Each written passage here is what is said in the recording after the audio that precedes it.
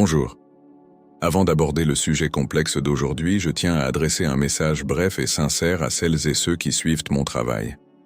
Il y a exactement 3 mois, cette chaîne a été démonétisée d'une manière que je considère totalement injuste au regard du règlement de YouTube.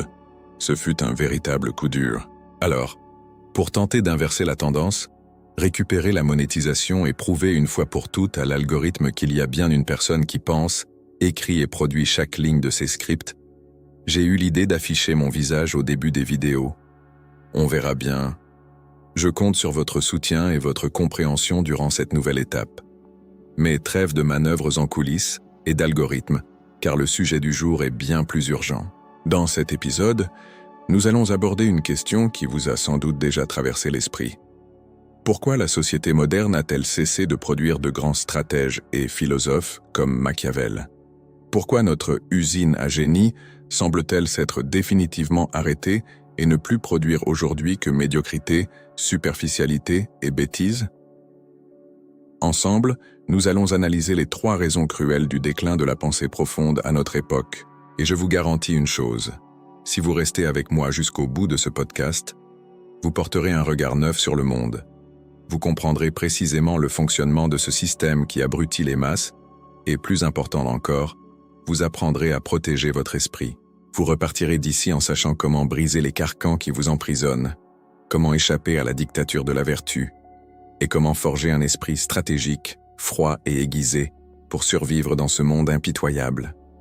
Préparez-vous, car la conversation d'aujourd'hui sera sans filtre et sans artifice. Commençons. Avez-vous déjà pris le temps de réfléchir à la quantité absurde d'informations que vous avez ingérées ces dernières 24 heures? Fermez les yeux un instant et essayez de vous souvenir de 3 choses vraiment importantes que vous avez apprises hier. Il ne s'agit pas de futilité, de slogans motivationnels ou de ragots sur des inconnus. Je parle de quelque chose de substantiel, de quelque chose qui a changé votre vision du monde ou qui vous a amené à remettre en question une conviction profonde. C'est difficile, n'est-ce pas? Et ne vous en faites pas, car le monde moderne est conçu de telle sorte que vous ne reteniez absolument rien. On nous a conditionnés à croire que consommer beaucoup d'informations équivaut à posséder le savoir. Mais la dure réalité, c'est que nous souffrons d'une véritable épidémie d'obésité mentale. Nous consommons sans cesse des informations, faisant défiler frénétiquement nos écrans, ingérant un volume de données qu'un paysan d'il y a des siècles n'aurait jamais vu de toute sa vie. Et pourtant, le résultat est aberrant. Nous sommes complètement appauvris en idées. C'est précisément dans ce contexte de surconsommation de contenu que l'on commence à comprendre pourquoi notre époque est incapable de produire des esprits brillants. Nous avons étouffé la réflexion et l'avons remplacée par la réaction. Réfléchissez à la logique de l'industrie du fast-food, car elle illustre parfaitement le traitement que nous réservons à votre cerveau aujourd'hui. Lorsque vous entrez dans une de ces chaînes de restauration rapide, vous ne recherchez pas une expérience culinaire transformatrice. Vous ne vous attendez pas à ce qu'un chef renommé ait passé des heures à préparer un plat. Vous voulez quelque chose de rapide, de bon marché, qui vous remplisse l'estomac immédiatement et dont la saveur artificielle, conçue en laboratoire, rend votre palais accro. Vous engloutissez tout en 10 minutes, ressentez une immense satisfaction, une décharge de dopamine, et 2 heures plus tard, vous avez de nouveau faim et vous vous sentez léthargique. Nous avons appliqué exactement la même mécanique à la pensée humaine. Nous avons créé et normalisé une forme de restauration rapide intellectuelle. Notre société actuelle récompense une vitesse absurde et une superficialité extrême. Si quelqu'un a besoin de plus de 60 secondes pour expliquer un concept complexe, il est mis au banc. Le public passe à autre chose. Nous avons tout simplement perdu la patience et la capacité cognitive nécessaires pour suivre le rythme d'un raisonnement qui exige des efforts. Nous voulons la pilule magique de la sagesse, la réponse toute prête, le guide définitif en 3 étapes vers la réussite financière, le résumé du livre que personne n'ose lire jusqu'au bout. Le problème majeur, c'est que la réalité ne se prête pas à un format court accompagné d'une musique forte. La nature humaine est un abîme sombre et complexe. Les rapports de force, les motivations cachées des individus, les rouages du monde, tout cela est trouble, plein de nuances et de zones grises. Comprendre ce mécanisme exige un sens de l'observation aiguisé et un détachement qui ne résiste pas à la précipitation. Pour cartographier avec brio le comportement humain, l'esprit a besoin d'un élément devenu le luxe le plus rare de notre siècle, le temps du silence. La contemplation profonde requiert l'ennui. Elle exige de s'asseoir, de fixer le mur, de marcher sans écouteurs et de laisser vagabonder son esprit jusqu'à établir des liens invisibles pour la plupart des gens. Or, nous avons déclaré une guerre sans merci à l'ennui. Dès qu'on prend l'ascenseur pour monter de 5 étages, on sort son téléphone. À la caisse de la boulangerie, on ouvre une application pour voir ce que font les autres. Nous avons développé une peur quasi pathologique de rester seuls avec nos pensées plus de 2 minutes. Et comme l'esprit n'a plus d'espace pour respirer, il cesse tout simplement de créer. Il se contente de répéter. La conséquence concrète est que nous vivons dans un océan d'échos. Ce que l'on voit le plus souvent, ce sont des milliers de personnes qui répètent les mêmes clichés, enregistrent les mêmes vidéos, utilisent le même ton et le même vocabulaire à la mode pour tenter de paraître intellectuel. Personne ne crée rien de nouveau, car la véritable création est douloureuse. Penser par soi-même est une épreuve. Remettre en question les structures et les vérités qui nous sont servies toutes faites épuise une énergie mentale colossale. Il est infiniment plus confortable et rassurant d'accepter le menu que l'algorithme nous sert chaque jour sur un plateau d'argent, de dévorer ce contenu préfabriqué et de s'endormir avec l'illusion d'être au courant de tout et maître de sa vie. Et nous ne pouvons ignorer qu'un système financier de 1000 milliards de dollars profite absurdement de notre impatience chronique. Le marché de l'attention ne gagne pas un centime lorsque vous vous arrêtez, fermez les yeux et réfléchissez profondément à une idée. Il en gagne des milliards lorsque vous faites défiler un écran sans fin, le regard absent, anesthésié, engloutissant publicité après publicité. Par conséquent, les plateformes ne mettront jamais en avant la personne qui propose une vision complexe et dérangeante, exigeant des pauses pour la réflexion. La machine alimentera toujours les polémiques futiles, les conflits artificiels, les agitations, l'hystérie collective et les cris et les invectives. L'incitation économique et sociale à produire des absurdités est immense, tandis que celle à produire une pensée solide est quasi nulle. Nous privilégions l'engagement numérique à la vérité absolue. Si une vidéo atteint 5 millions de vues, on présume automatiquement qu'elle a de la valeur. Le succès intellectuel ne se mesure plus à l'impact concret d'une idée, mais se résume à un simple chiffre 20 affiché à l'écran. L'aspect le plus dangereux de cette surabondance d'informations superficielles réside dans l'arrogance qu'elle engendre en chacun de nous. Ayant accès à l'ensemble du savoir accumulé par l'humanité dans nos poches, nous nous berçons d'illusions et nous croyons être la génération la plus intelligente et la plus évoluée de tous les temps. Nous confondons accès à l'information et sagesse. Or, la sagesse ne s'acquiert pas en lisant à toute vitesse des titres d'articles au hasard en attendant que le feu passe au vert. La sagesse naît de l'expérience, des erreurs commises, de l'observation des zones d'ombre de la nature humaine, de la compréhension des motivations cruelles et de l'analyse de tout cela avec un calme effrayant. Au lieu de cela, nous devenons des perroquets hyperconnectés et excessivement sûrs d'eux. Le grand public peut disserter sur l'économie, la géopolitique, la psychologie comportementale et les neurosciences, en utilisant un jargon technique appris lors d'une émission de 2 heures, visionnée en accéléré, pour gagner du temps. Mais si quelqu'un pose une question, même légèrement plus pointue, tout s'écroule instantanément. Il devient évident qu'il n'y a ni fondation, ni base. Ce n'est qu'un mince vernis d'intellectualisme masquant un vide abyssal. Lorsqu'une société entière abandonne l'esprit critique, elle devient une proie facile.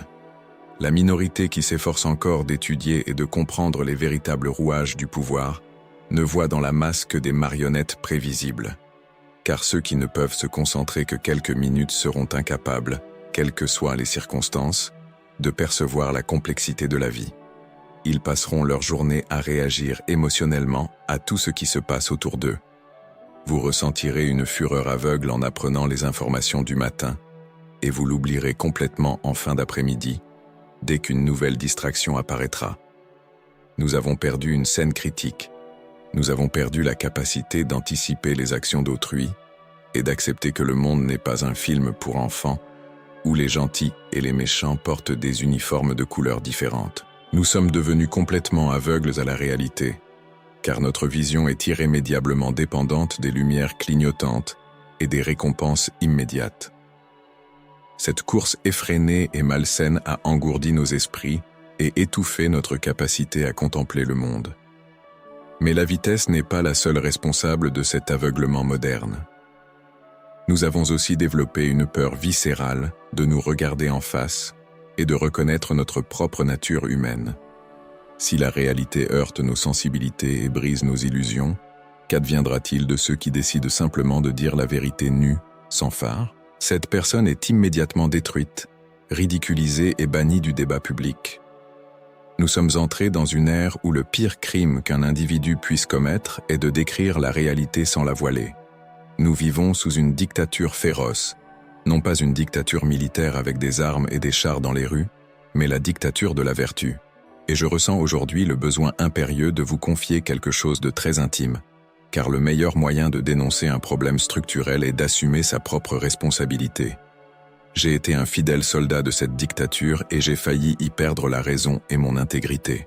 Lorsque j'ai débuté mon aventure sur Internet, en créant des vidéos et en écrivant des scénarios, mon objectif était clair et ambitieux. Je souhaitais aborder la philosophie et la psychologie, mais avec une approche résolument pratique, spécifiquement destinée à un public féminin. Je passais des journées entières plongées dans de vieux ouvrages, à étudier les histoires de femmes du passé, à analyser des figures historiques marquantes, et même à décortiquer les récits bibliques concernant les femmes, afin d'en extraire des leçons essentielles sur le pouvoir, la résilience humaine et les stratégies de survie. Parallèlement, je cherchais à comprendre des disciplines rigoureuses liées à la santé et à la longévité, telles que les méthodes et pratiques japonaises pour préserver le bien-être et une clarté mentale inébranlable après 40 ans. Je voulais créer un pont entre ce savoir profond, souvent aride et complexe, et la femme moderne qui doit lutter quotidiennement contre les patrons abusifs, les systèmes oppressifs et les ravages du temps. Mon objectif fondamental était de former des stratèges, des personnes totalement imperméables à la manipulation émotionnelle, mais la peur m'a alors paralysé. À chaque ligne de scénario que j'écrivais, une petite voix intérieure me murmurait que je ne pouvais pas être aussi dur dans mes mots. Si j'affirmais ouvertement que la nature humaine est souvent cruelle, égoïste et trompeuse, j'étais terrifié à l'idée que mon public me considère comme une personne toxique. Si je montrais que certains personnages historiques avaient dû faire preuve d'une froideur absolue et d'une manipulation chirurgicale pour éviter d'être dévorés par leurs ennemis, je paniquais, craignant d'être boycotté pour ne pas promouvoir un message de paix, de lumière et d'amour inconditionnel. Alors, j'ai commis la plus grande erreur qu'un créateur, un communicateur ou un penseur puisse commettre. J'ai commencé à mentir sans vergogne. J'ai poli mes textes jusqu'à les vider de leur substance. J'ai pris le couteau acéré de la philosophie pratique et j'ai mis une protection en plastique sur la pointe pour ne blesser personne. J'ai transformé des analyses brutes de jeux de pouvoir brutaux en phrases creuses, dénuées de toute positivité. J'ai sacrifié la vérité sur l'autel de l'approbation d'autrui. J'ai passé des mois à me sentir comme une parfaite impostrice. Le soir, en me regardant dans le miroir, j'avais honte, car au fond de moi, je savais que je jouais la comédie, que je présentais une version édulcorée et lâche du monde. Et c'est précisément là que j'ai besoin que vous arrêtiez tout et que vous m'écoutiez avec la plus grande attention, car vous pouvez et devez tirer des leçons de ma lâcheté passée pour gagner en force mentale. Ma tragique erreur a été de croire que mon devoir était de mettre les gens à l'aise. Votre devoir dans la vie n'est pas de plaire à la foule. Si vous passez vos journées à modeler votre personnalité, à cacher vos véritables opinions, à baisser la tête et à filtrer vos pensées justes pour éviter des conflits épuisants et recevoir des applaudissements éphémères d'inconnus, vous êtes déjà mort intérieurement. Vous êtes devenu l'esclave volontaire de l'opinion des autres. Le confort moral est une illusion séduisante qui vous affaiblit, car le monde extérieur est impitoyable envers tout le monde. Lorsque vous masquez la réalité pour éviter d'offenser, vous vous privez, ainsi que votre entourage, des armes puissantes dont vous auriez besoin pour vous défendre contre les véritables prédateurs. Et c'est précisément à cause de cette même pression insoutenable, pour une pureté absolue que notre société s'est complètement desséchée et à cesser de produire des esprits brillants et pragmatiques. La pensée stratégique avancée exige d'affronter la réalité crue des relations humaines. Si l'on veut comprendre comment la politique, l'économie mondiale ou même les fausses amitiés fonctionnent réellement en coulisses, il faut être prêt à se salir les mains. Si le grand génie florentin d'antan était né à notre époque et tentait de dévoiler les rouages du pouvoir, il serait violemment censuré avant même d'avoir terminé son premier chapitre. Les censeurs modernes, armés de leur téléphone portable, diraient que son texte est trop pessimiste, qu'il manque d'empathie, qu'il ne favorise pas la collaboration entre les équipes. L'éditeur le supplierait d'adoucir son ton et de privilégier un leadership plus empathique. Notre culture corrompue exige que tout discours, aussi sérieux soit-il, soit toujours revêtu d'un vernis moral impeccable. Nous avons transformé le débat intellectuel en un concours de beauté morale futile, où le prix revient à celui qui parvient à paraître le plus aimable devant les caméras, et non à celui qui a la compréhension la plus juste et la plus précise de la dure réalité. Cette exigence malsaine de perfection a engendré une ère d'hypocrisie à grande échelle. Sur Internet, on exige des penseurs, des artistes et des dirigeants une conduite irréprochable, une conduite qu'on est incapable d'appliquer soi-même, même chez soi, avec sa propre famille, plus de 10 minutes sans s'emporter. On s'est habitué à lapider violemment quiconque ose montrer ses faiblesses ou affirmer que les êtres humains sont la plupart du temps guidés par des intérêts financiers et égoïstes. Conséquence directe de cette persécution implacable et cruelle. Les esprits les plus brillants, les plus perspicaces et les plus observateurs préfèrent se taire et observer le désastre de loin. Le risque de dévoiler une thèse provocatrice, de porter un regard critique sur la société et de voir sa réputation anéantie, sa carrière brisée en un instant et sa vie ravagée par une horde de justiciers outrés est un prix trop élevé à payer. Quand le prix à payer pour l'honnêteté intellectuelle est le lynchage public et la ruine financière totale, seuls les lâches, les charlatans et les hypocrites acceptent volontiers de prendre la parole. Nous avons perdu tout contact vital avec la réalité, car nous troquons consciemment le diagnostic médical douloureux, ce remède amer qui pourrait réellement guérir notre maladie invisible, contre le doux et réconfortant mensonge qui nous maintient gravement malades, paralysés, mais souriants et chaleureusement acceptés par le troupeau aveugle. La leçon principale qu'il vous faut retenir aujourd'hui est brutale et sans concession. Cessez immédiatement de prétendre être inoffensif. La société vous a inculqué le mensonge dangereux qu'être incapable de blesser autrui équivaut à être bon. C'est une supercherie colossale. Celui qui est incapable de nuire, qui n'a ni griffes acérées, ni acuité intellectuelle prête au combat, n'est pas une personne véritablement paisible. C'est simplement une créature faible et vulnérable qui attend le moment propice pour être abattue. La véritable vertu morale ne consiste pas à fermer les yeux sur l'obscurité du monde et à faire semblant, le sourire aux lèvres, que tout n'est que lumière, arc-en-ciel et harmonie céleste. La vraie vertu, celle des grands stratèges, réside dans la compréhension profonde des mécanismes du mal, la capacité à déceler les coups bas à des kilomètres, la connaissance intime de son propre immense potentiel destructeur et, malgré tout cet arsenal à sa disposition, le choix d'agir sur le chemin de l'honneur, de la loyauté et de la justice.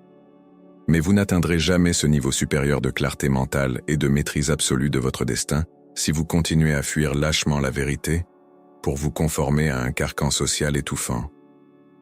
Brisez ce filtre de lâcheté dès aujourd'hui. Acceptez que le savoir pratique soit parfois douloureux, que la réalité soit souvent dure, et que la vie, imperturbable, se moque éperdument de vos susceptibilités blessées ou de l'offense que vous ressentez face à des paroles blessantes prononcées sous le coup de l'émotion. Mais cette peur paralysante du jugement moral est-elle la seule responsable de notre aveuglement face à la réalité de la vie? Ou bien, la manière dont nous isolons et séparons les études aujourd'hui a-t-elle créé un fossé encore plus dangereux entre ceux qui étudient et le monde réel extérieur? Pour bien saisir la gravité de la situation, imaginez un instant une vieille montre de poche d'une complexité extrême, remplie de minuscules engrenages. Si vous la démontez entièrement et étalez toutes les pièces sur une table, vous obtiendrez des dizaines de petits morceaux de métal. Imaginez maintenant que vous donniez un seul engrenage à un homme et que vous lui demandiez de consacrer sa vie entière à l'étudier. Il deviendra le plus grand expert mondial de cet engrenage précis. Il connaîtra le poids exact, la texture, la composition chimique et la forme de chaque dent de cette petite roue. Mais si vous lui demandez l'heure, il n'en aura pas la moindre idée. Il ignore le rôle de cette pièce dans le système global. Il a complètement perdu de vue l'ensemble. C'est exactement ce que notre société a fait à la connaissance humaine ces 2 derniers siècles. Nous avons démantelé l'horloge de la réalité, donné à chacun un infime morceau, et ce faisant, nous avons anéanti notre capacité à comprendre le véritable fonctionnement de la vie. Nous vivons à l'ère de l'hyperspécialisation extrême. Le système éducatif et le marché du travail ont été conçus selon la même logique qu'une chaîne de montage à l'ancienne. L'objectif était de former des individus capables de serrer parfaitement une seule vis, sans jamais s'interroger sur la production globale de l'usine. Et nous avons brutalement appliqué cette même mentalité industrielle à notre esprit et à notre pensée critique. Aujourd'hui, l'économiste ne s'intéresse qu'aux tableurs, aux graphiques et aux chiffres froids, ignorant complètement les passions et les peurs humaines qui font circuler l'argent. Le médecin considère le corps humain comme un moteur en panne, se concentrant uniquement sur la réparation d'un organe spécifique, oubliant qu'un esprit plein d'angoisse est lié à ce corps. L'informaticien ne se préoccupe que d'écrire du code à l'infini, sans jamais songer à l'impact que cet algorithme aura sur la santé mentale de toute une génération. Nous avons créé des millions de spécialistes brillants, enfermés dans leur bulle technologique, mais aveugles à la réalité qui les entoure. Ils peuvent repérer un arbre avec une précision absolue, mais ils n'ont aucune idée qu'ils se trouvent au milieu d'une forêt en feu. Voilà pourquoi nous ne voyons plus de grands esprits stratégiques arpenter les rues. Si l'on remonte le temps et que l'on observe les plus grands penseurs de l'humanité, ceux qui ont véritablement saisi l'essence même du monde et laissé un héritage indélébile, on remarque une constante fascinante. Aucun d'eux n'était hyper spécialisé. Ils étudiaient la nature comme un tout interconnecté. Ils aspiraient à comprendre les mathématiques, mais aussi la biologie, la politique, les astres, l'art et les rouages implacables de la volonté humaine. Ils savaient qu'il n'existe pas de séparation dans la réalité. Ils comprenaient que la fin d'un peuple affecte l'économie, que l'économie affecte la politique et que la politique décide qui vit et qui meurt. Ils avaient une vision d'ensemble. Mais qu'avons-nous fait des intellectuels modernes? Nous les avons enfermés dans des tours d'ivoire.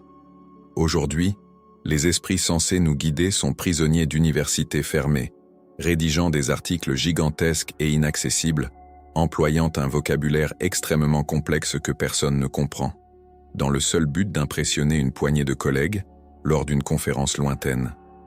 Ils ont créé leur propre dialecte, une langue de laboratoire qui ne résisterait pas à 10 minutes de conversation à un arrêt de bus bondé ou aux abords d'un bar. Ce décalage a engendré un véritable désastre dans nos vies. Lorsqu'une personne cultivée et intellectuellement capable se retire de la vie publique, utilisant un langage qui exclut le commun des mortels, elle crée un vide immense dans l'espace public. Or, le monde ne tolère pas les espaces vides. Parce que les grands érudits refusent de parler le langage du peuple et de se salir les mains dans la réalité quotidienne, le pouvoir et l'influence sont entièrement accaparés par des charlatans. Nous sommes livrés à des individus superficiels, dénués de toute profondeur, mais qui excellent dans l'art de la communication. Le domaine de la philosophie et de la réflexion stratégique est dominé par des marchands d'illusions qui dispensent des conseils génériques sur la réussite et la force mentale, tandis que ceux qui comprennent véritablement les rouages de la société sont enfermés dans leurs bureaux, débattant de détails insignifiants qui ne changent absolument rien à la vie de personne. La sagesse a été arrachée à la rue et emprisonnée dans des bibliothèques poussiéreuses, et une ignorance complaisante s'est emparée du pouvoir. Pour survivre et naviguer avec intelligence dans cet océan de personnes qui ne voient qu'à 1 centimètre devant elles, il faut oser la rébellion. Il faut refuser d'être un simple rouage de la machine. Un véritable stratège, capable de survivre et de prospérer dans n'importe quel environnement, qu'il s'agisse d'un bureau hostile ou de la gestion de son propre foyer, est celui qui sait relier les points que personne d'autre ne voit. Il faut devenir un généraliste infatigable. Apprenez les rouages de l'argent, mais documentez-vous aussitôt sur la façon dont l'envie et l'ambition dominent les relations humaines. Étudiez les techniques de négociation, mais n'ignorez pas l'histoire et comment des empires se sont effondrés par pure vanité. Ne laissez pas le monde enfermer votre esprit dans un carcan, vous faisant croire que vous n'avez le droit de parler ou de penser qu'à votre profession. La vie ne respecte ni les diplômes, ni les frontières entre les disciplines scolaires. Lorsqu'un problème se présente, il ne se range pas dans une catégorie simpliste. Il exigera une analyse froide, globale et implacable de la situation. Le grand danger de vivre entouré de gens qui ne savent faire qu'une seule chose réside dans l'arrogance démesurée qui découle d'une ignorance partielle. Celui qui se croit le meilleur au monde dans sa bulle pense que son génie s'applique à l'univers entier. C'est pourquoi tant d'experts se ridiculisent en public lorsqu'ils tentent de donner leur avis sur la vie des autres ou sur la nature humaine. Ils manquent d'expérience, de bon sens. Ils sont incapables de déceler la malice dans un regard en réunion. Ils ne comprennent pas les motivations cachées derrière un sourire forcé. Ils connaissent toute la théorie du monde, mais se feraient facilement berner par le plus naïf des vendeurs du marché. Un savoir déconnecté de la réalité, sans la ruse nécessaire pour comprendre comment les gens agissent en secret, est un savoir totalement inutile. C'est comme posséder une carte au trésor incroyablement détaillée, mais sans la moindre idée de comment traverser la forêt sans se faire dévorer par les loups dès le premier pas. Nous devons retrouver la capacité d'embrasser le système dans son ensemble et de comprendre comment ses rouages interagissent. Ce n'est qu'en abattant les murs de ces boîtes imaginaires qu'on a érigées dans votre esprit que vous pourrez percevoir le monde avec la froideur et la lucidité des grands stratèges d'antan. C'est ce regard libre, ouvert et profondément connecté, conscient de la réalité sordide et complexe de la rue, qui forge un esprit impossible à manipuler. Le savoir est votre épée, mais c'est la capacité à relier les différents aspects de la vie qui vous apprend à l'utiliser sans vous blesser. Et sachant à quel point nos esprits ont été conditionnés à se replier sur eux-mêmes dans des bulles si étroites et confortables, la grande question qui nous taraude est: sommes-nous prêts à élargir nos horizons et à anticiper les prochains mouvements de ce jeu gigantesque? Si ce discours a éveillé votre curiosité, ne partez pas tout de suite. Laissez un like ci-dessous, abonnez-vous à la chaîne pour ne rien manquer, et dites-moi dans les commentaires quelle boîte vous devez casser en premier, car je suis absolument certain que vous voudrez regarder en rafale les autres vidéos qui apparaissent maintenant sur votre écran pour compléter cet arsenal, n'est-ce pas ?